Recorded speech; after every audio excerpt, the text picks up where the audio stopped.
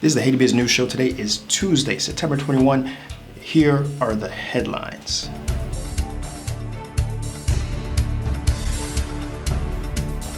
Talking about earthquake, and there's some impactful institutions doing some really great things here. The Pan-American Health Organization is decrying the very low vaccination rates across Latin America and Haiti.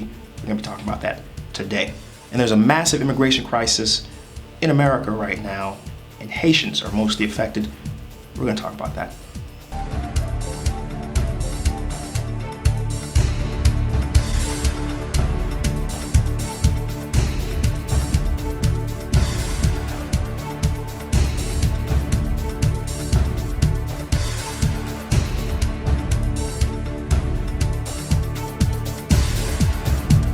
This is the Haiti BizNews Show. We're focused on economics, the cultural context, business development. Guys, I welcome you here to the show. Salute to Stanley Pierre-Etienne, our host. He's taking a break for a few episodes. We want to welcome you guys who've been consistently watching this program and the incredible progress we've done. I want to thank you for those who've been consistent and those who've maybe pulled away, those who've been a little too busy. Welcome back. The CCRIF is here, and we're going to be diving into the news. Remember, guys, everything we talk about here on this episode is going to be on HaitiBizNews.com. So do visit the website, visit it daily. We'll keep it updated. It's for your benefit. Thank you. The National Insurance Office of Old Age in Haiti is providing an incredible, impactful program. What they're doing is providing for the departments of Guesthouse, South, and Nipez. They're providing a 3-month reprieve for companies providing insurance premiums. Because I understand the ONA, there's 2 parts. The company provides a percentage, and the person provides a percentage. They're telling the companies, hey, hold on to your 3%. On top of that, ONA is providing loans to individuals against what they provided to help them in this time of crisis and need. ONA is taking a step forward in seeing what they can do to provide their contribution to the recovery of an incredible event that's caused so much lives, so much damage. So hats off to ONA. I can tell you it's a rarity to have an institution thinking this forward, and so hats off. And certainly we're looking forward to report news from other government bureaus doing things that are as impactful. If you haven't subscribed to the YouTube channel, SeeJeanty, make sure you change that. We have an awesome video that's right now. You can go watch Makay Guesthouse. We visited Jeremie. We went to this incredible guest house that, oh man, the views, the customer service, the food, the treatment was 10/10. I invite you to recheck out that episode. And again, make sure you're subscribed because we just have so much awesome content here.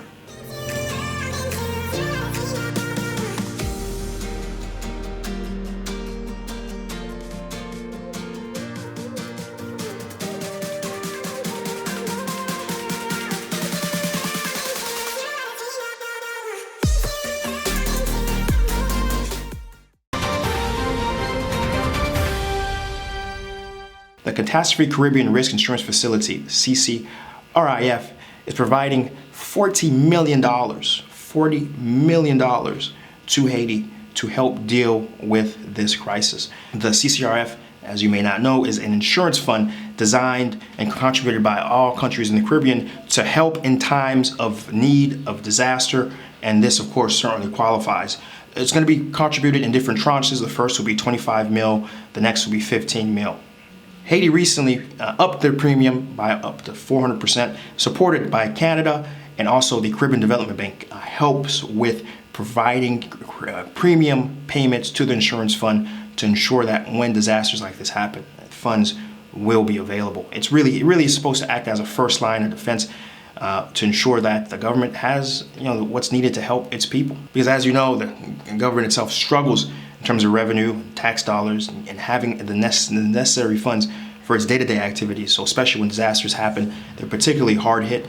So it's great that there is a particular vehicle available for the government to do things, to recover roads, to recover, for example, the Jeremie Bridge is in desperate need of repair, and we're certain that a piece of those funds should go, certainly, to facilitating that repair, in addition to a lot of other much needed recovery items. And a shout out to our sponsors. Valakine is the #1 furniture and appliance retailer in Haiti. And something you may not know, you can actually order the incredible large inventory from America, from the website in America, and they will deliver anywhere in Haiti, right? That's freaking awesome, right? Go hit them up. Their website's on the screen. Tell them CJeanty sent you. Special thanks to Hybrid Distribution. Right now, they're looking for retailers, wholesalers, right? Folks are looking for quality Haitian products. We're talking about from honey, from cassave, from Haitian coffee, from Riz Muscatel, vanilla essence. I mean, there's such a large list of products, and it's growing every day. I want you to go visit hyprodistribution.com. And here's the cool thing, they're also hiring, right? So if you're in the Pompano Beach, Florida area, they're looking for sales executives and they're looking for warehouse service specialists, right? So go hit up the website, hyprodistribution.com, go to that, contact us, and send them a message. Of course, where can we be without the CeeJeanty WhatsApp group? A special shout out, special appreciation to the CeeJeanty WhatsApp group. It's basically CeeJeanty's Patreon, where folks are provide monthly to continue the incredible program that we have here. And the cool thing is, I'm a part of that group. I am in that channel. I am in that group, participating and assisting in the dialogue, in the advancement, along with other 30, 40 incredible, talented people. I am so appreciative of everyone who joins as a CeeJeanty WhatsApp member. The link to become a member is below. Thank you.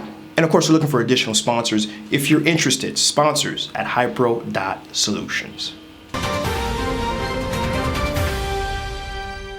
The Pan American Health Organization is decrying the low percentage of vaccinations happening in Haiti and in Latin America. In Haiti in particular, only 50,000 doses have been issued out of a country of 12 million people, which is incredibly low. In Latin America in general, only one in four have the COVID-19 vaccine. That is an incredibly low percentage. Of course, a lot of things can explain this. There's cultural aspects, of course. There's a leeriness of big government in many of these countries. I can tell you in Haiti in particular, a big aspect is just there's a two reasons really. The first is there isn't large access to healthcare, right? So there's the first thing when you have a little sickness, you go and you get tea, you get some herbs, you get a natural treatment, right?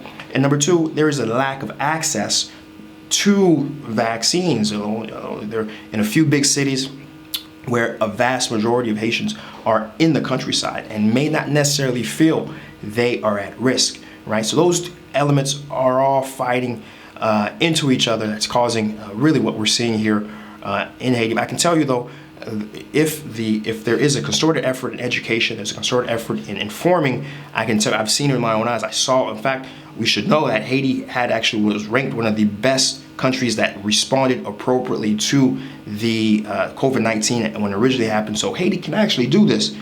They just need to get it done, right? So let's follow that precedent. Let's keep a close eye on how things develop and report to you as we get more information. There's a massive immigration crisis happening right now on the border of America between San Diego and Tijuana. Over 15,000 immigrants have amassed across the border and are now underneath a bridge along that border. Of that 15,000 or so people, almost 11,000 to 12,000 are Haitian migrants from countries including Chile and Brazil. They've tracked all across Latin America, many on foot, many paying smugglers, many having to go through gang territories to get to America. Now, there's an understanding that because of the Biden administration previously renewing and having a much more opening stance as relates to TPS, that potentially they would be able to come to America and apply. However, the rude awakening, the Biden administration is ramping up deportations and are trying to get as many as those 15,000, most and 12,000 again being Haitians, out of Haiti. Flights have already begun. They're already being dispersed at different detention centers across the country, and many are decrying this treatment, specifically because of the situation Haiti has been in. Haiti's just recently been hit with a massive 7.0, 7.2 earthquake in the south. They're still reeling from the assassination of the president. You know, there's an incredible fight right now between the police and the gangs, right? There's just incredible turmoil right now. And in fact, the U.S. government has Haiti as a level 4 do not travel, right? So they've recognized there is issues there, but yet they're sending folks back into that situation. It's a bit hypocritical, especially for Biden administration, who was saying there were 4 Haitians, right? And now they're being left alone to their own devices. Now, a bit of a personal take, you know, it's a difficult situation to be in, because certainly if folks have left because they have not had opportunities that Haiti has offered them, you know, it's only natural for me, for us to wish them luck and well to go somewhere where they can have opportunities to grow, to be educated, and hopefully one day come back. But of course, there is a massive issue in terms of losing our talent, losing our capacity. And so really the solution, of course, so the first question folks ask, okay, Chris, what is the solution? The solution is we have to have a Haiti. We have to build a Haiti that works for Haitians, work for all Haitians, wherever your background is, wherever you're coming from, wherever your socioeconomic status is. We need a Haiti that works for all, and can only do it when we focus on solutions. We focus on what we know can drive the country out, despite the fact that it's not easy, despite the fact that it isn't a walk in the park, but it's through working together, it's through communicating, connecting with other folks who have that appropriate vision, who have a track record, and who can find a way through the difficulty to find a way out. That's the only way out. That's the only way out, guys. It's not going to be through America saving us. It's not going to be through the UN coming in or another occupation. The solution for Haiti is us.